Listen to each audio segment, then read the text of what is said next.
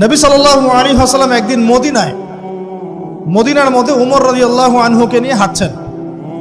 সহিহ মুসলিমে আছে।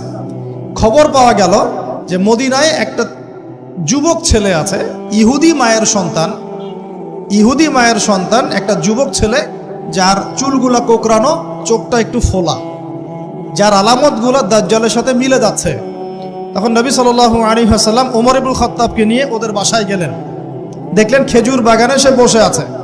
মনোযোগ দিন। এবার নবীজি গিয়ে বললেন যে তুমি কি দেখো? সেই ছেলেটা বলছে আমি আরশ দেখি।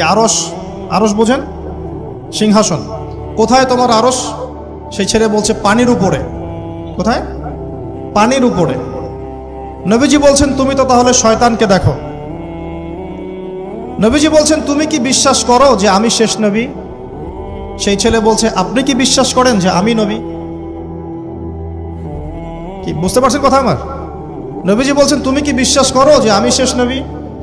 সেই ছেলে বলছে আপনি কি বিশ্বাস করেন যে আমি নবী? উমর রাদিয়াল্লাহু আনহু তরোয়ালের খাপ খোলা সারা।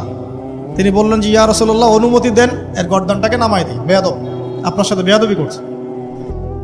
তখন নবী সাল্লাল্লাহু আলাইহি ওয়াসাল্লাম বললেন দাআহু ইয়া উমর, তাকে ছেড়ে দাও। যদি সে সত্যিকার অর্থেই দাজ্জাল হয়ে থাকে, তুমি উমর তাকে হত্যা করতে পারবে না।